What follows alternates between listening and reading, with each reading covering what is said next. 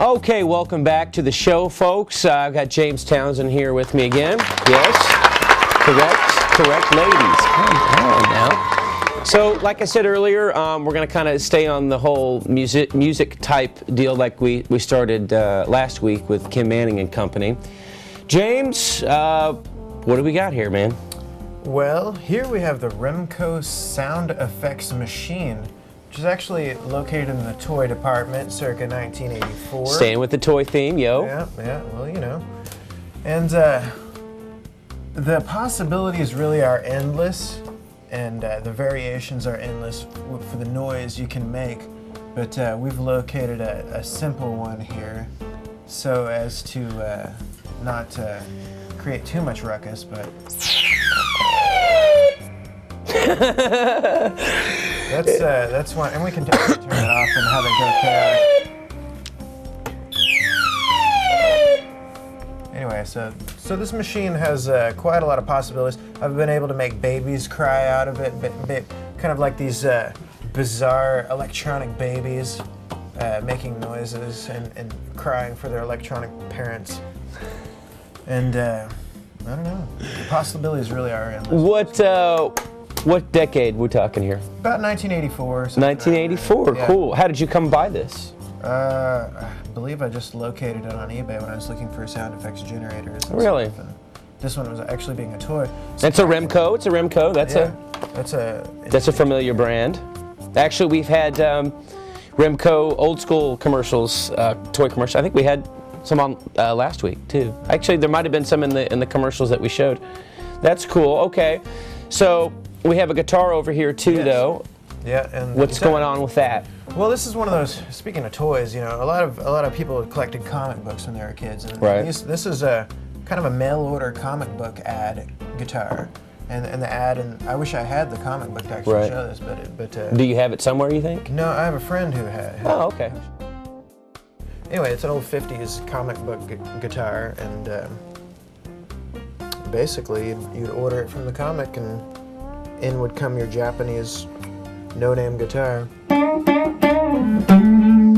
Actually, one great guitar player that plays this is John Spencer from John Spencer Blues Explosion. Yeah. Really? He plays this guitar? This very guitar. He actually saws it off right here, and then he gets, you know, like...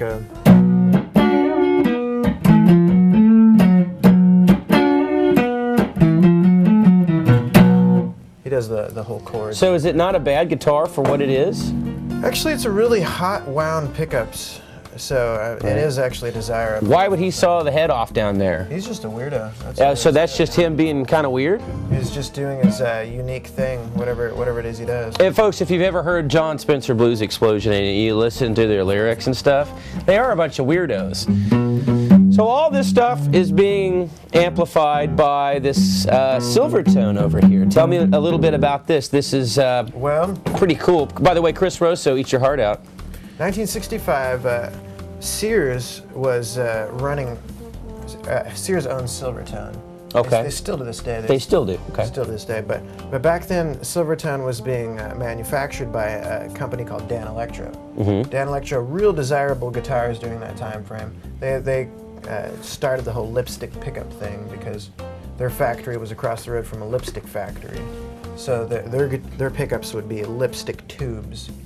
And, really? That's interesting. Well, Sears was, Silvertone was run by Dan Electro during this time frame.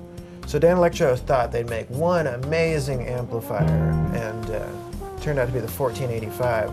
Which is highly regarded? Highly regarded, yeah. It was in 1994, the Guitar Player magazine called this amplifier the best blues amp of all time, which is awesome. If we were to actually turn it up and overload our little mics here, oh yeah, it would sound pretty incredible. So this would be good for a big live show.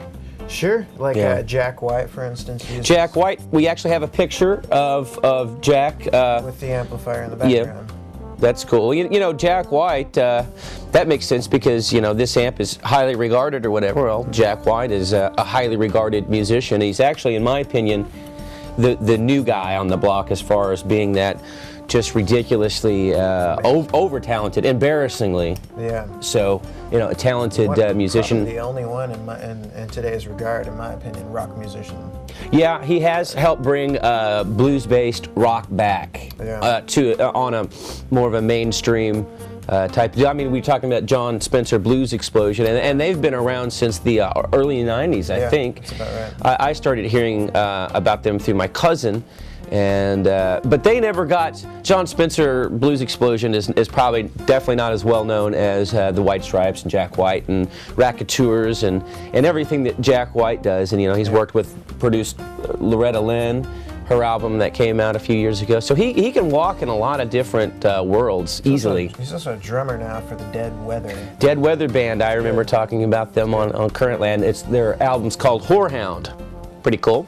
It is cool. And these are the original tubes. Tubes, you've got all the preamp tubes, 2 channels. You've actually got tremolo going on here and reverb as well.